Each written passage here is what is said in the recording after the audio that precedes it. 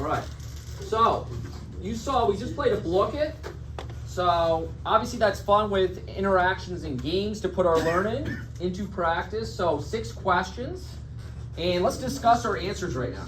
So, playing block it.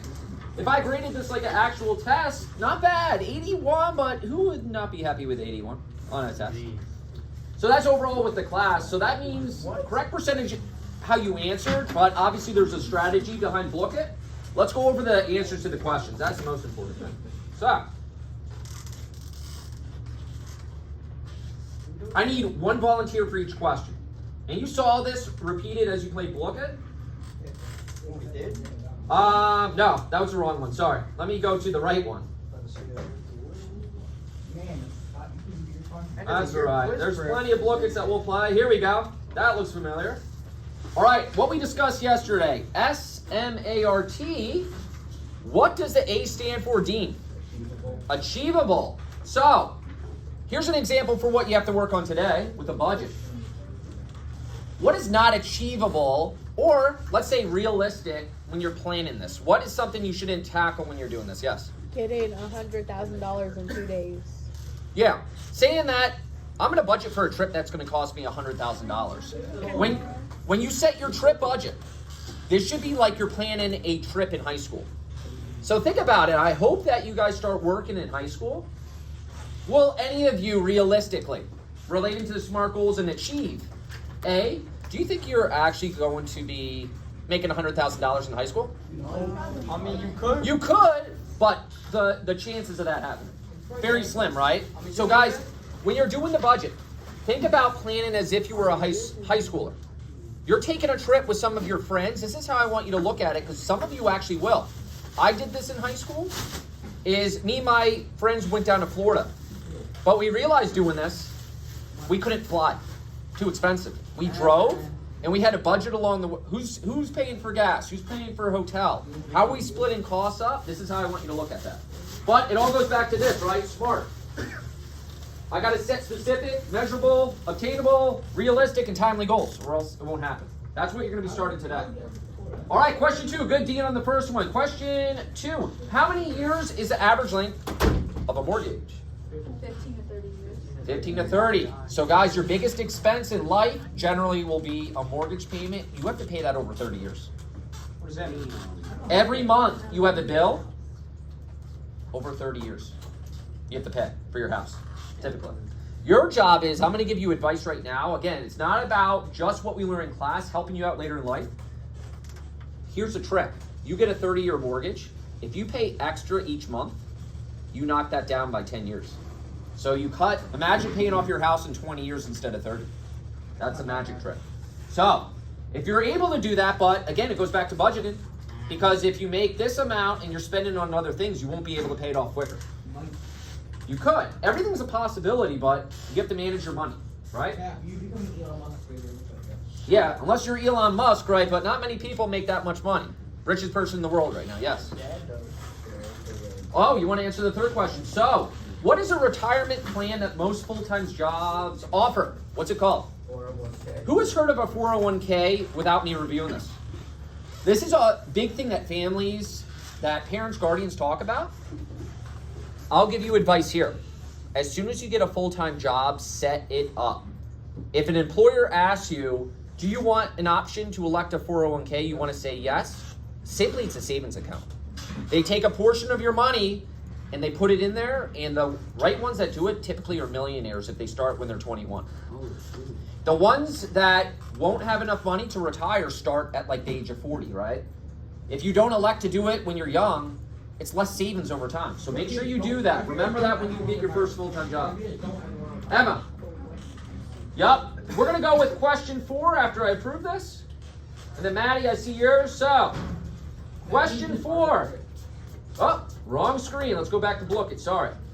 What form of payment is used for small purchases, I say small, to build your financial score?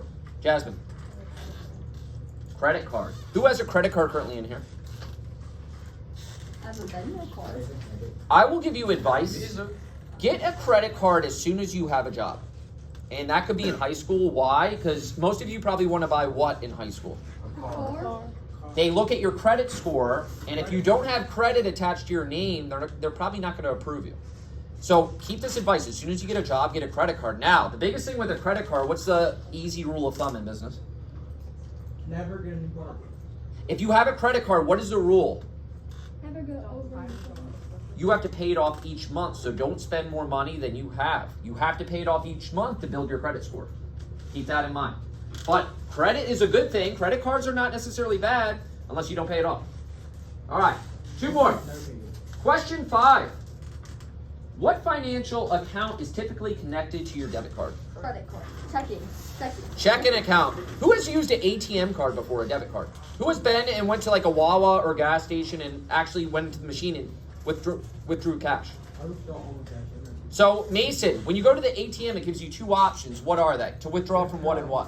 What? Withdraw and deposit. Well, deposits if you're giving money to the bank. You get a check, you're giving it. What does it ask you if you're getting money out? Brooke, you said it. What was the first one? Checking. Checking, or what's the other account tied to banks? We reviewed this other day. Savings. Never withdraw from savings. Savings is for you to have money in the future. You don't want to take money out, so always select checking when you use a debit card. My BPA people on the trip, hopefully you remember that. Can someone do this on the back board? Actually, no, we can't. I forgot to erase it. That's okay. What is the correct way to write this on a check? So, would you agree with what that person in period 4 wrote it? Is that correct? What does the decimal place? The decimal. So, what is that? What key word do most people miss in the decimal place? And, right? So, you want to write it out. 133. And, how do I write a cents fraction? I kind of gave you the answer. How do I write it out, the 72? Yeah. So 72 always out of 100. Just remember, whatever cents, it always is over 100. What also is the one thing people miss after all this is ready? What do you do after to make sure no one can falsely put something in? Yes. You draw the line. Draw the line, right? Draw the line to make sure no one can fill in the blanks. You don't want that happening to you. All right, that was our review. So, everyone's on Pear Deck now. So today we are covering our second part of financial literacy. We're introducing in the project. So your vacation budgeting project, we're going to use sheets for this. Why do you think we're using sheets? JDL, can you open that? What's that? You can access it from your Chromebook. Good. So if you're absent, I would make sure you look at what we did so you can get caught up without having to make up too much work. If you have a Chromebook, you can because it's going to be on your Google Drive. Okay. So, let's get started. Today, our objectives, we're going to talk about another acronym in here. What was the acronym we talked about yesterday again? SMART. Today it's ROC, even easier. So think about, I always say ROC without the K. ROC budgeting method. And its importance when planning a vacation. This will be very easy for some of you. It's a method and a strategy when you're budgeting. And then simply we're going to take that formula and calculate our expenses, and we're going to do a graphic organizer today. So how do you know you'll be successful with this? Well, the budgeting you learned in Microsoft Excel is the same thing in Sheets. You guys first have to do the R part, which I'm not going to give you yet. We're going to do activity on that. And then you're going to calculate towards the end of it to put this all together. The fun part about this project is what? Planning a vacation. Why is this the fun part? Because I don't tell you what.